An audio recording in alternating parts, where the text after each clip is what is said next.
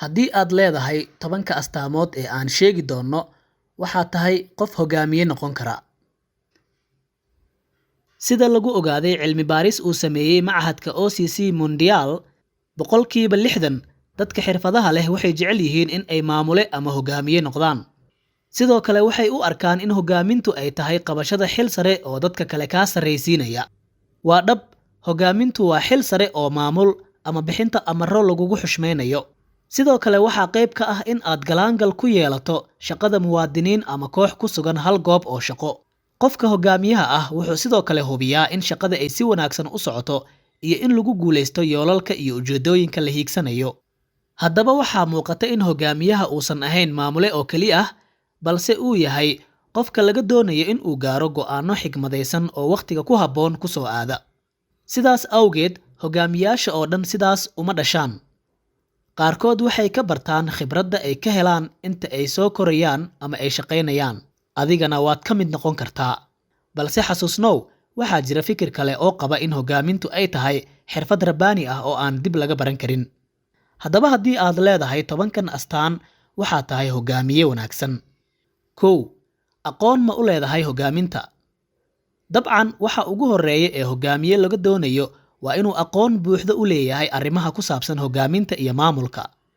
Waa in aad garanayso sida wax loo saadaaliyo, loogana hortago dhibaato, iyo in aqoontaada aad la wadaagto dadka kale.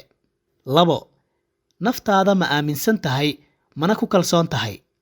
Hogaamiyaha dhabta ah waxa uu garanayaa waxa uu hibada u leeyahay iyo xirfadiisa, wuuna garanayaa waxa ka xadidan. Taasi waxay fududeynaysaa in qofka uu gaaro go'aano wanaagsan isagoo aan shaki ka qabin. 3. Ma tahay qof daacad ah oo sharafna leh?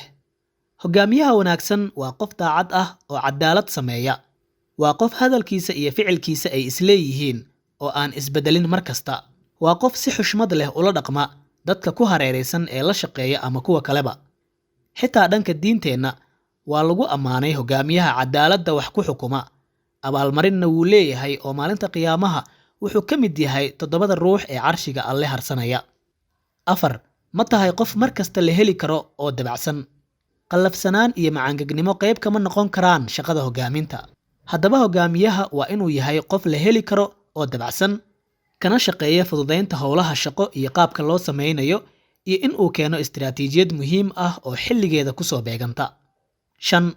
Ma qaadataa wixii mas'uuliyad kaa saaran tahay? Hogaamiye kasta oo wanaagsan wuu garanayaa sida ay saameynta u leeyihiin caqabadaha, ha samaadaan ama ha xumaadaane, ee ka dhasha ficiladiisa. Sidoo kale, isla weyninka meel ayay iska dhigaan, raaligelinna way bixiyaan marka ay muhiimka tahay. 6. Dadka wax ma ka siisaa mas'uuliyaddooda iyo guulaha?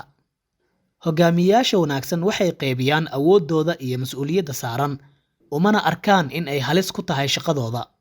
Dadka waxay u oggolaadaan in ay khibrad u yeeshaan xilalka. Waxay og yihiin in ay muhiim tahay in shaqaalaha lagu dhiirigeliyo in ay sare u soo kacaan, si wadajir ahna loogu dabaaldego guulaha. 7. Ma tahay qof naxariis badan? Waa in aad dadka aad madaxda u tahay la leedahay xiriir dhanka qalbiga ah oo aad dareento dhibka haysta. Waa in aad u naxariisato, kana damqato dhibkooda. Waa in aad baahidooda buuxisaa, xalna u heshaa waxa ay kaa dalbadaan. 8. Jawaab celin ma siisaa dadka shaqada kadib? Qor qaladaadka iyo guulaha ay gaaraan dadka kula shaqeeya ama madaxda aad u tahay, waana in uu noqdaa qoraal xushmad iyo tixgelin leh. Sidoo kale, adigana waa in aad dhegaysataa jawaab celintooda iyo sida ay wax u arkaan marka ay ka hadlayaan sida aad wax u wadid. 9. Mudnaan ma siisaa qaabka aad ula xiriirayso dadka kale? Hogaamiyaha wanaagsan wuxuu eegaa sida uu ula hadlayo dadkiisa, wuxuuna ka fakaraa fursadaha horumarka oo loo siman yahay. 10. Wax kasta ma qorshaysataa?